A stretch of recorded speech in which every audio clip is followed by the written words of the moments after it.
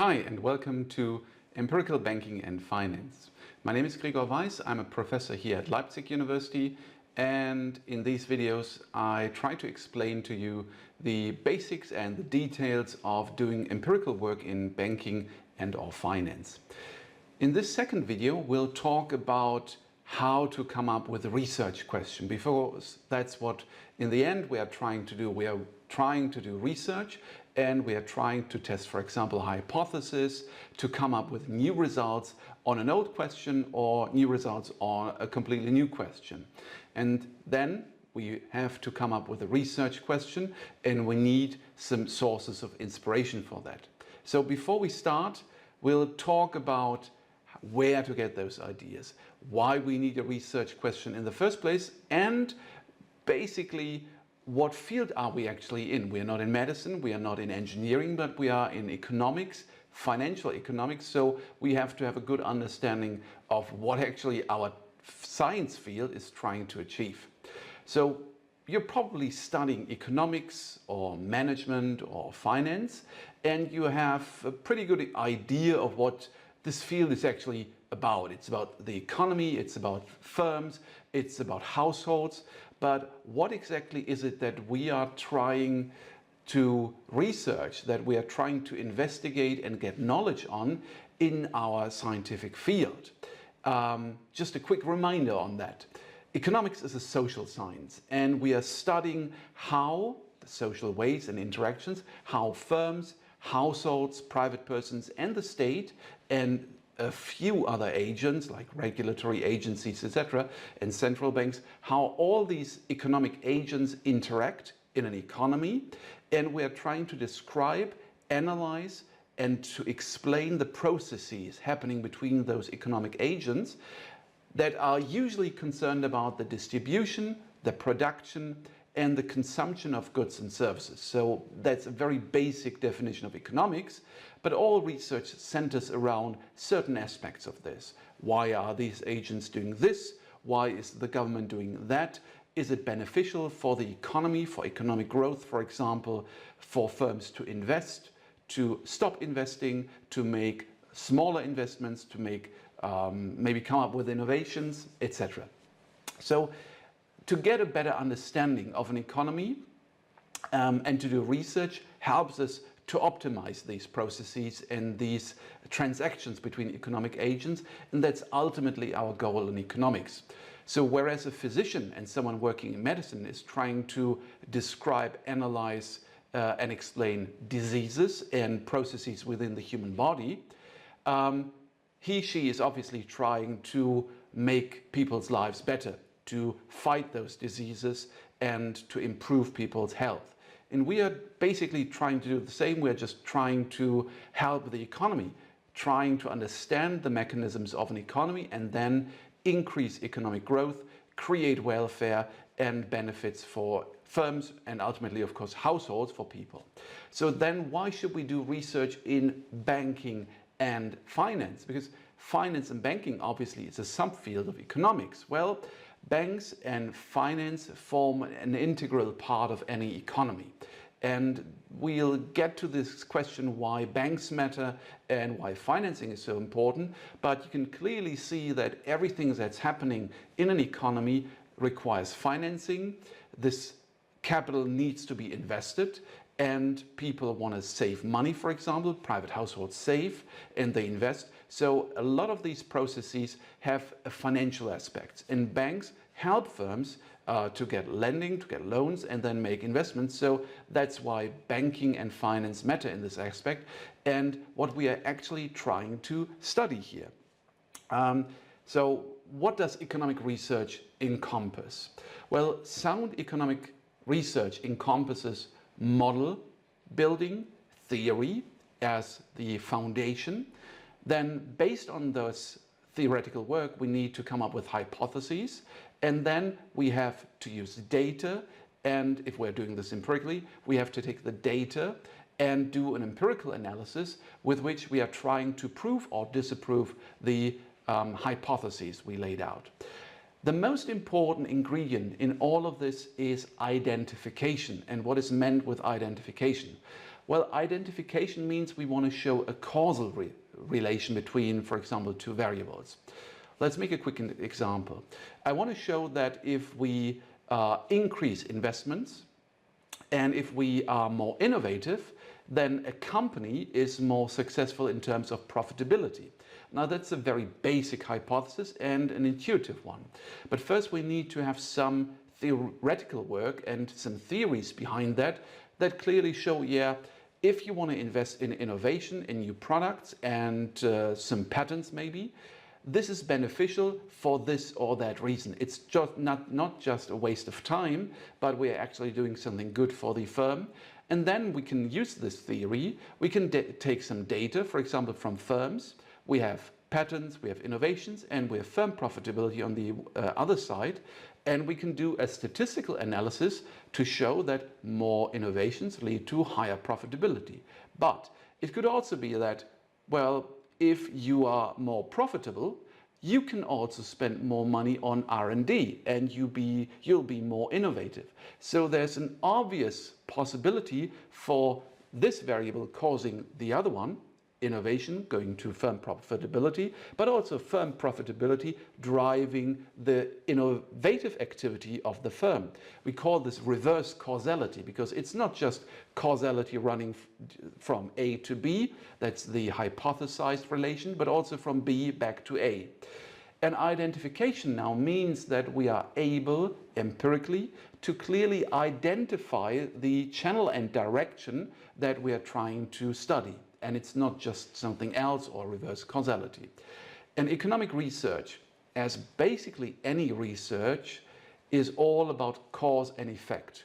You have something happening at A and it causes an effect at B. And if we are able to show this, we are done and we've proven our hypothesis. Same thing in medicine, same thing, for example, in pharmacology. If you have a pill, if you have a vaccination and you have a disease, you want to show that your medication has an effect on the disease and not the disease having an effect on the way, for example, the medication works. You don't want that, or something else happening between the two. So it's all about cause and effect. Now, for all of this class, we'll always come back to cause and effect, the question how to identify a causal effect and how to show identification. But first, we have to have a question. We have to have a research question. And for this, we have to identify a question which we want to address empirically. And what features should a research question have? Well, basically, it should be new. We don't waste our time on proving something that has already been proven. So the question has to be new, or at least we are expecting to find new results for an old question, and it should be relevant. To whom is the question? And important. I'll give you some examples what I mean with important and relevant. Now, if, for example, we were to study the question, how many branches and how many shops does a company operate? That is indirectly important. Yes, more shops, probably more revenues, higher profits. But in the end, we are not interested in the number of shops. We are not interested in empire building. We are interested in profitability. We want to have a high return on our investment. So, for example, in management, in business, in finance, we seldomly care about revenues, number of shops, number of employees, because in the end, we want to make the highest return on our investment. So profitability is much more important. And then, of course, relevance. We might prove some results that are not really relevant to policy makers, to households, to investors, to shareholders, to stakeholders. Then why should we care? So sometimes research questions really don't matter and we don't need to study them. So both features immediately point at a very useful and admittedly naive source of inspiration. Just look at the news. Take a look at your newspaper, take a look at the news, look on the internet, and get your first idea for an empirical analysis from what is happening in the real life right now. And to be honest, one source of inspiration that has dominated economic research to some extent over the last 10 years has been the Trump administration, the Trump presidencies, plural, Why? Because tariffs, tax cuts, anything Donald Trump has done usually has been quite surprising to a lot of people, and these things had dramatic impacts on households, firms, and the global economy. So that's something we should study.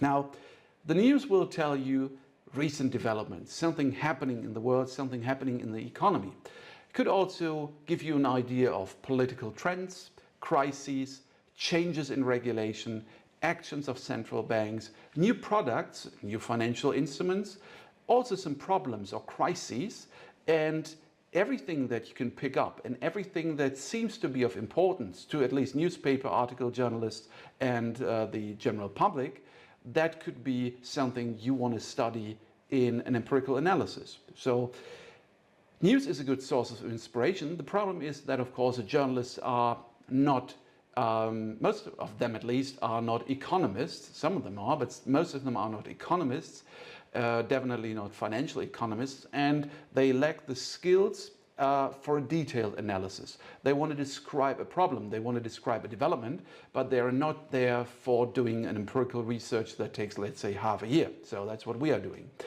So then you can take those sources of inspiration, those developments, and you can ask yourself, well, will this change in regulation be successful in preventing a next financial crisis? Will this change in regulation be beneficial for, let's say, retail investors? Will an increase, decrease in taxes have an impact on firms? Yes and no. Will it be a good, will it be a bad influence? Are firms that are doing something like Tesla or Meta, Facebook, Google, etc., are they doing something in a good way, in a bad way? Is it good for their own profitability? You can also study employee satisfaction, work safety, etc. So that might be interesting. What effect do exogenous shocks have on firms, economies? What happened during the COVID pandemic? What effect had the pandemic, for example, on global supply chains, on employment, on working from home? There have been a lot of studies on home office work, supply chains, etc., because those are the low-hanging fruits when it comes to a pandemic. And, well, quite vividly, are shocking pictures on cigarette boxes effective in reducing smoking-related deaths or health issues? You know this from medicine and from health policy and health economics. If you've ever seen those cigarette boxes where you see shocking pictures of have a lung cancer, etc., you can try to do this, and you can do this regulation, and then of course you have a sudden shock. You have cigarette boxes with and without those pictures, and it's a very simple task to check, okay, what effect does this have on smokers? Does it reduce smoking? Is it good? Is it bad? Do actually people now start to smoke more? Could be. We don't know beforehand, so we have to check this empirically. And did you notice all questions given above are always concerned with cause and effect? You have something, you change something, and you want to see the effect of that change.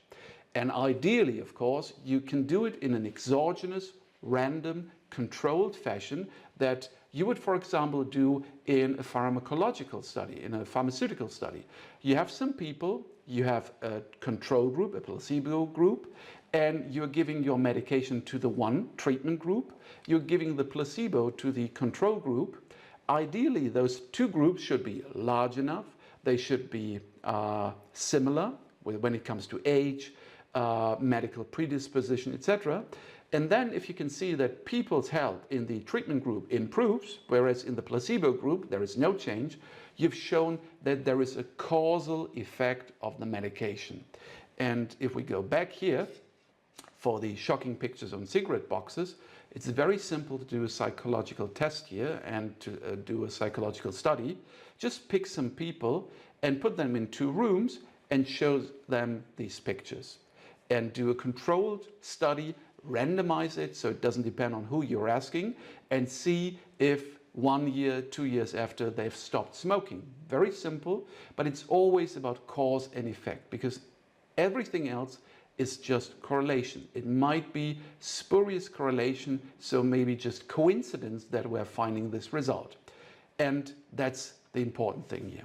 One simple example from the Financial Times: the FCA in the UK, the Financial Conduct Authority, did something here on CFDs.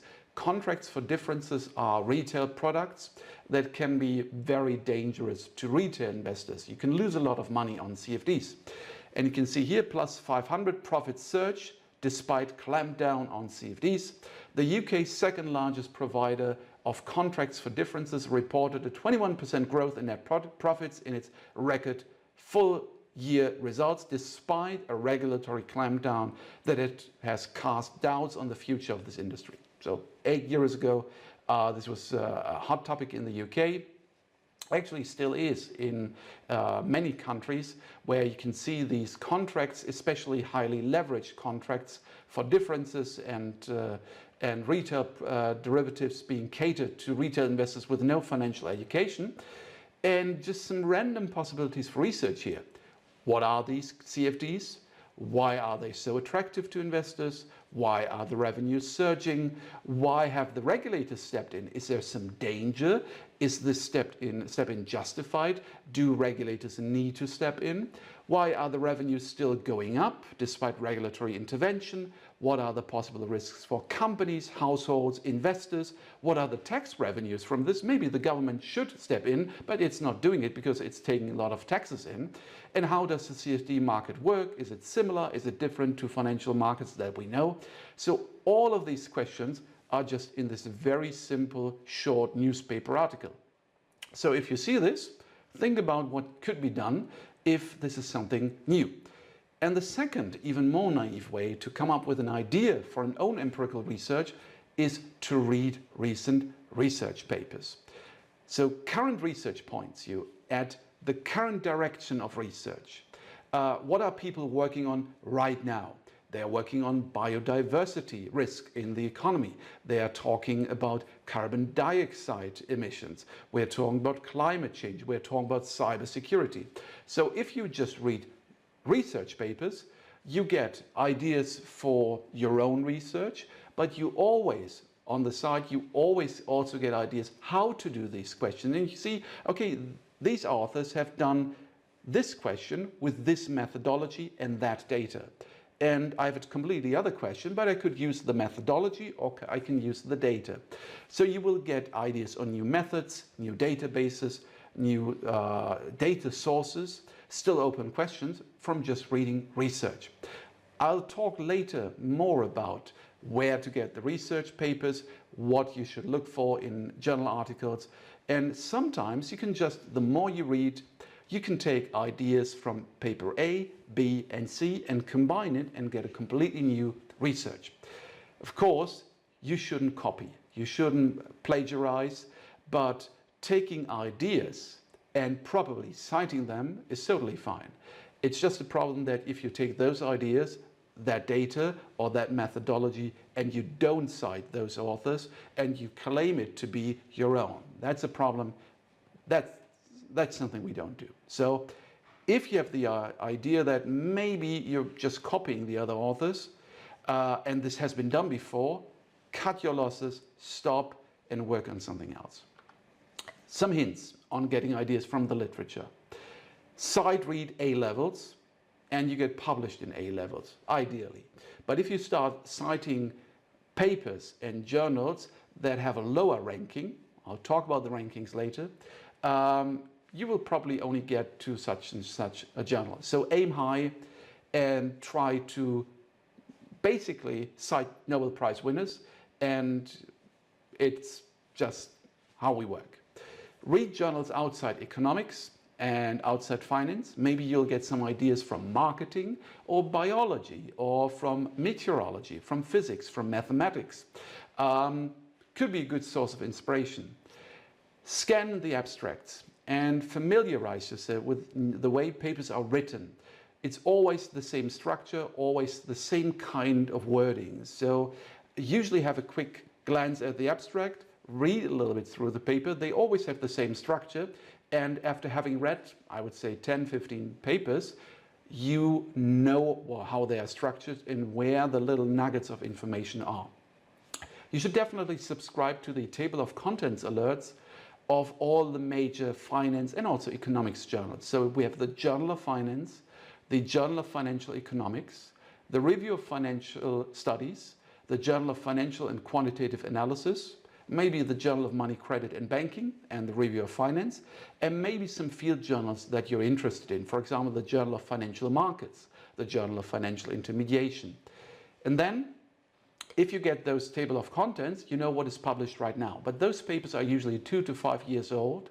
So you should also have a look at the main conferences. For example, the American Finance, the Western Finance, and the European Finance Association annual meetings, the Financial Intermediation Research Society, and the American Economic Association conferences.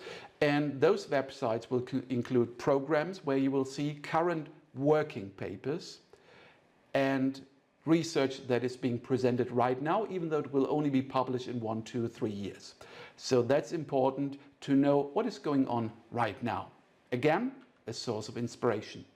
So I hope this will help you at least get some first ideas how to work up a research question and start on writing down a couple of first ideas. And in the next video, we'll work on that and continue how to refine that research question. So thanks for watching and see you.